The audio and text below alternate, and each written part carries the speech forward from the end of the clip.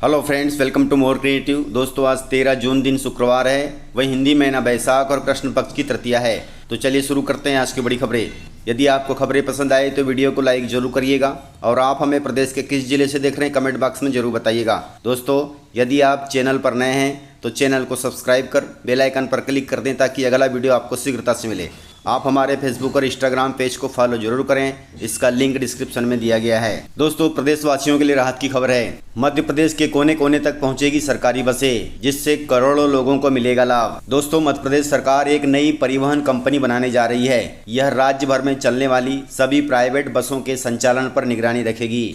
यह कंपनी प्रदेश में पहले बंद हो चुके सड़क परिवहन निगम से पूरी तरह से अलग है, साथ ही पूरी तरह आधुनिक और व्यावसायिक दृष्टिकोण से काम करेगी।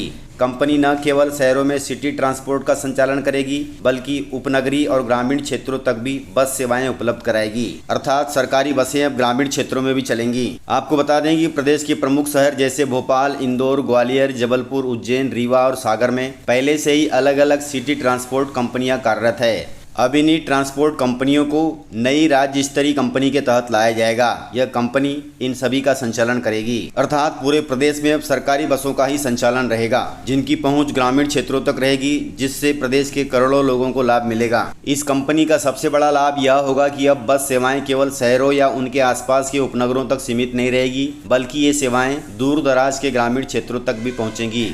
अभी ग्रामीण बस सेवाओं के लिए कोई व्यवस्थित प्रणाली नहीं है, लेकिन नई कंपनी इन क्षेत्रों में भी बेहतर सार्वजनिक परिवहन सुनिश्चित करेगी, जो कि बहुत अच्छी बात है। दोस्तों, संबल हितग्राहियों के लिए राहत की खबर है। मुख्यमंत्री मोहन यादव संबल हितग्राहियों को ट्रांसफर करेंगे 150 करोड़ रुपए। संबल हितग्राहियों के बैंक खातों में जल्द ही एक बार फिर से संबल योजना की राशि पहुंचने वाली है। मुख्यमंत्री मोहन यादव शुक्रवार को जबलपुर के बरगी में होने वाले इस कार्यक्रम में संबल योजना के अंतर्गत 6,821 प्रकरणों में 150 करोड़ रुपए सिंगल क्लिक के माध्यम से ट्रांसफर करेंगे। संबल योजना के हितग्राहियों को यह राशि शुक्रवार अर्थात 13 जून को उनके बैंक खातों में ट्रांसफर की जाएगी। दोस्तों, किसानों के लिए राहत भरी खबर है। मध्य प्रदेश में मूंग खरीदी का ऐलान सरकार ने कर दिया है, अर्थात किसानों के आगे झुक गई है सरकार। दोस्तों, मुख्यमंत्री डॉक्टर मोहन यादव ने कहा कि कृषि उपज मंडियों में पारदर्शी व्यवस्था बनाकर किसानों की मूंग समर्थन मूल्य पर खरीदी जाएगी। प्रदेश के बाहर से व्यापारियों को भी मूंग खरीदी के लिए सुविधाएं प्रदान की जाएगी और उन्हें प्रोत्साहित भी किया जाएगा। इसके अलावा मंडियों में किसानों को मूंग विक्रय का उचित दाम मिल सके, इसके लिए व्यापारियों को बोली लगाने के लिए भी प्रेरित किया जाएगा। हालांकि मूंग खरीदी कब से होगी, इसके लिए अभी कोई अपडेट नहीं आया है। दोस्तों, केंद्रीय कृषि मंत्री शिवराज सिंह चौहान ने किया है बड़ा ऐलान के तहत उन्होंने कहा कि नकली खाद बीज के खिलाफ कड़ा कानून लाएगी सरकार। दोस्तों, विकसित कृषि संकल्प अभियान के तहत दिल्ली के किसानों को संबोधित करते हुए केंद्रीय कृषि मंत्री शिवराज सिंह चौहान ने कहा कि अब तक मामूली सजा और कम जुर्माने के कारण नकली खाद बीज बेचने वाले आसानी से बच जाते थे, लेकिन अब हम ऐसा कानून लाने जा रहे हैं जिसमें कड़ी सजा और भारी जुर्माने का प्रावधान होगा। कुल मिलाकर किसानों के साथ धोखा करने वालों को बख्शा नहीं जाएगा। केंद्रीय कृषि मंत्री ने कहा कि अब तक मामूली सजा और कम जुर्माने के कारण नकली खाद बीज बेचने वाले आसानी से बच जाते थे, लेकिन अब हम ऐसा कानून लाने जा रहे हैं जिसमें कड़ी सजा और भारी जुर्माने का प्रावधान होगा। किसानों के साथ धोखा करने वालों को किसी भी हाल में बख्शा नहीं जाएगा। उन्होंने कहा कि हम इस कानून को लाने की तैयारी कर रहे हैं और यह कानून जल्द ही आ जाएगा। दोस्तों, मध्य प्रदेश में मानसून पर आया है बड़ा अपडेट। दोस्तों, मध्य प्रदेश में लगातार बदलते मौसम के मिजाज के बीच एक अच्छी खबर सामने आई है। मानसून प्रदेश में अब जल्द ही प्रवेश करने वाला है। हालांकि देश में प्रवेश के अनुपात में इसका इंतजार कुछ लंबा हो गया, पर फिर भी प्रदेश में यह तय समय पर ही सक्रिय हो सकता है। बुधवार को मानसून एक्टिव हुआ है और मौसम विभाग के मुताबिक अब यह तेजी से आगे बढ़ेगा। ऐसे में मध्य प्रदेश में 14 या 15 जून को इसके प्रवेश की संभावना है। मौसम वैज्ञानिकों का कहना है कि भले ही मानसून ने कुछ इंतजार करा लिया हो, लेकिन आते ही यह पूरे प्रदेश को तरबतर कर देगा। दोस्तों, आपको बता दें कि मध्य प्रदेश में पिछले साल 21 जून को मानसून आया था। इस बार मानसून 14-15 जून को आने की संभावना है। इस प्रकार पिछले वर्ष के मुकाबले मानसून कुछ पहले ही सक्रिय हो सकता है, इसलिए आप सभी तैयार हो जाएं।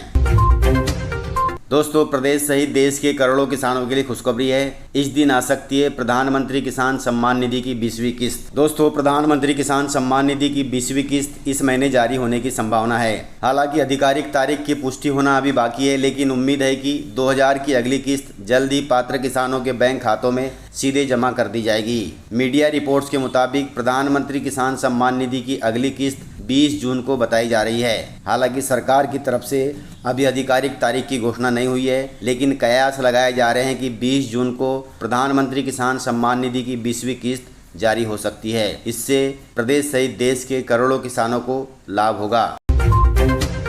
दोस्तों, मध्य प्रदेश के इस शहर में बनेगा सोलर गांव। अगले 15 दिन में शुरू हो जाएगा इसके लिए काम। दोस्तों, मध्य प्रदेश के भोपाल जिले में एक सोलर गांव विकसित किया जाएगा। पूरे गांव की बिजली जरूरत सौर ऊर्जा से ही पूरी की जाएगी। इसके लिए कलेक्टर ने जिला पंचायत समेत संबंधित विभागों को निर्देश दे दिए हैं। इसके लिए लीड बैंक को फाइनेंस करने को कहा गया है। वहीं अगले 15 दिन में गांव का चयन कर लिया जाएगा और काम भी शुरू कर दिया जाएगा। इस प्रकार भोपाल का यह चयनित गाँव सौर ऊर्जा से चमकेगा।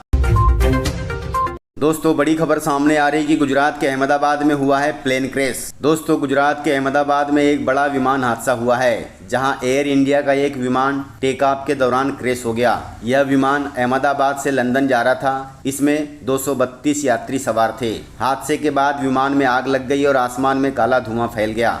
राहत और बचाव कार्य जारी है और अहमदाबाद फायर ब्रिगेड की टीम घटनास्थल पर पहुंच गई है। वहीं केंद्रीय गृह मंत्री अमित शाह ने गुजरात के मुख्यमंत्री भूपेंद्र पटेल और गृह मंत्री तथा डीजीपी से बात कर हादसे की जानकारी ली है।